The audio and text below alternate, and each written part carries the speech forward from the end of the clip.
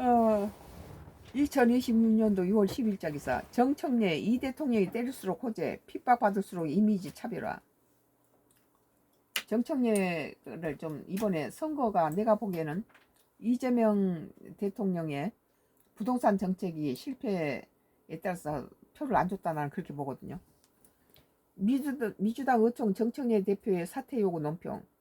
김어준, 유시민 두 사람이 어떤 이야기를 하는지 보면 알 수 있어. 정청래 집권 2년차 캐릭터에 안 맞아. 대통령 국정 운영에 부담. 정청래 대표 앞으로 50일이 분수령. 나가더라도 찍혀서 나가야.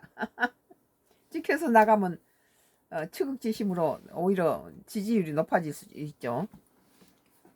특히 호남에서 많이 저 한동훈이가 그랬잖아요. 정권은 짧다라는 발언으로 홍역을 치른 정청래 더불어민주당 대표가 11일 의총에 거듭 결집을 강조했다. 그러나 회의 분위기는 정 대표 의도대로 되지 않았고 급기야 면전에서 사퇴 요구까지 나왔다. 연임에 도전할 거면 전당대회 60일 전, 그러니까 지금 대표직을 내려놔야 한다는 의견도 분출했습니다. 선거 책임론에는 끄떡없는 정 대표를 향해 친명계가 전당대회 공정성이라는 쇳놀이를 꺼낸 셈인데, 명확한 사퇴 규정이 있는 건 아니라 잡음이 개수될 가능성을 배제할 수 없습니다. 최소한 승리는 아니다라고 하는 이재명 대통령 비판을 계기로 정청래 책임론이 점차 사퇴론으로 커지는 모습입니다. 유럽 순방 환송 행사에 정 대표가 배제되면서 불붙는 김민석 낙점론이 이 당권의 경쟁의 도화선이 된 모양새다. 유럽 순방 환송 행사에서 왜 정 대표가 배제됐나요? KBS 박영환 시사 일본지는 10일 각 진영의 정치 패널을 초청해 민주당 의총 정청래 대표 사퇴 요구에 대한 논평을 들어보았습니다. 이종훈 정치평론가는 정청래 대표가 정권은 짧다고 말했는데 당권은 더 짧고 1년 임기당 대표로 끝날 가능성이 매우 높아졌다며, 이재명 대통령이 최근에 내놓은 일련의 메시지는 결국 일종의 명령을 내린 거나 다름없다고 해석했다. 정치판에 나가라는 거죠. 이어 그래도 친명계가 지금 지시가 내려왔으니까 그것에 따라 행동에 나선 그런 단계라면서 정청래 대표가 사퇴 요구를 절대 안 받아들이긴 할 것이지만 그럼에도 불구하고 교체 지수는 굉장히 지금 높아지고 있다고 봤습니다.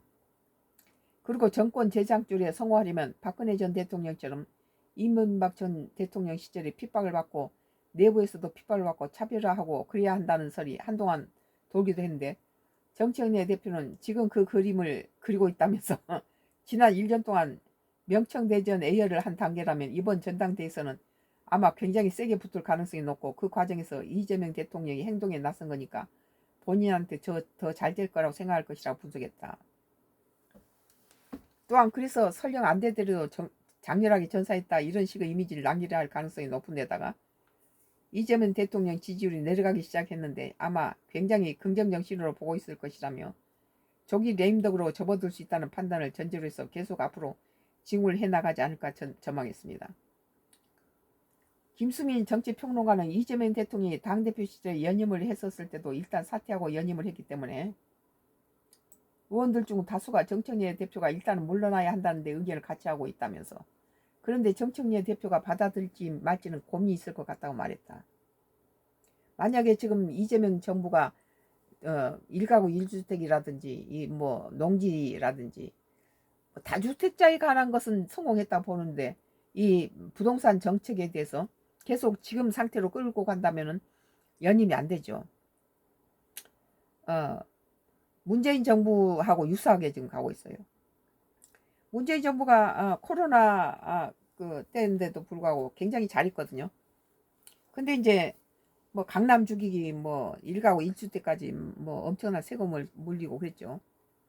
이어 당대표 연임을 하기 위해서는 또 현재 당에서 쏟아지고 있는 비판을 누그러뜨리기 위해서라도 일단은 사퇴하고 나서 연임 준비를 하는 방향을 갈 건지, 아니면 이런 때일수록 고삐를 더 강하게 틀어지고 1인 1표제라든지 당권 레이스에 대한 룰까지도 어느 정도 정리하고 내려갈지 두 갈래의 기로에 고민할 것 같다고 전망했습니다.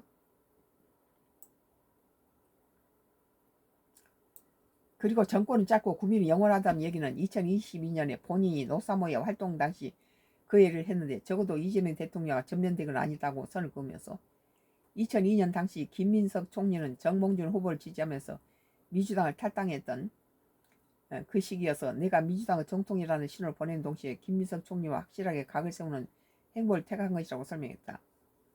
또한 그러면 이재명 대통령은 어떻게 구도를 짤 거냐, 이 문제인데 정청래 대표가 기존대로 이재명 대통령과 전면 대결을 피할 건지, 각을 세워서 대통령 마음대로 되는 당이 아니다, 이 정도 수준의 메시지가 나올 것인지, 앞으로 일주일 정도 정청래 대표가 전략적으로 고심할 걸로 보인다고 밝혔다. 아울러 이 시점에 주목할 수밖에 없는 두 사람이 있는데, 민주당의 정청래 대표로 표현되는 주류 지지층을 움직여 왔었던 대표적인 농객 김어준 씨와 유시민 작가, 이 두 사람이 어떤 얘기를 할 것인지 이걸 눈여겨보면 될 것 같다고 부연했다. 윤주진 국민인 미디어 특위위원, 이재명 당시 대표 연임은 첫 연임으로 아주 민망한 연임이었고, 그래서 연임의 명분을 만들기 위해서 평당원으로서 도전하는 것처럼 모양새를 만들기 위한 일종 포석이었다면서, 지금 정청래 대표는 연임보다는 보장이 없는 상태에서 벼랑 끝에 내몰려가지고 계속 떠밀리고 있는 상황에서 30일이든 20일이든 조금이라도 대표직을 유지하는 게 도움이 되겠다고 생각할 가능성이 높다고 구분지었다. 뭐 장동혁이나 뭐 정청래나 참 한발, 장동혁이는 80%가 나가라고 그러잖아 지금.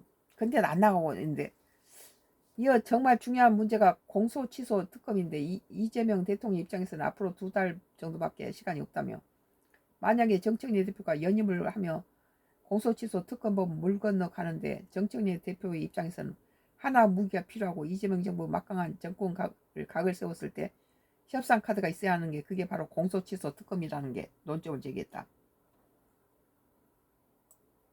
그러나 앞으로 50일 정도가 정청래 대표는 중요한 시간인데, 본인이 대표직을 물러날 때 물러나더라도 지켜나가야 한다. 그래서 이재명 대통령 아주 잔인한 권력자 모습을 만천하에 보여줘야 대표직 선거에 나가도 유리하다고 생각할 것이라고 추측했다. 한동훈처럼 그래야 된다. 이동학 전 더불어민주당 최고위원은 박지원 의원이 대통령 의중을 알아차려야 한다, 정청래 대표가 나오면 안 된다, 그런 얘기를 했고, 1인 1표제라든지 여러 가지 전당대회와 관련된 사안들이 통과되고 있는데, 향후에 전당대회에 나올 거라면 이 과정 자체가 부당하니까 나올 것이라면 빨리 물러나라 요구하는 것인데, 정청래 대표가 나온다 안 나온다 이 얘기 자체를 안 하고 있다며 자기 메시지를 극도화하기 위한 행보로 보이는데, 그것이 전당대회에서 어떤 영향을 미칠지는 좀 지켜봐야 될 것 같다고 말했다.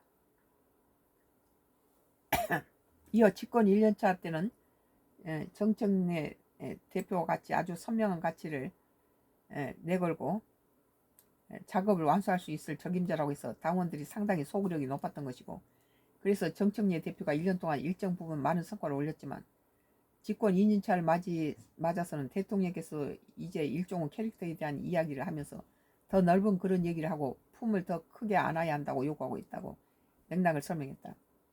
그리고 그런 측면에서 정청래 대표가 그대로 나와서 김민석 총리와 일전을 벌인다 했을 때는 누가 승리해도 엄청난 선열이 낭자한 싸움이 될 것이라며, 승리해도 집권 여당의 싸움은 분열적 요소로 가미가 되기 때문에 결국엔 대통령의 부담이 되고 국정 운영에 큰 생채기를 낼 수 있어서 그런 시각으로 보시는 분들이 많은 것 같다고 해석했다.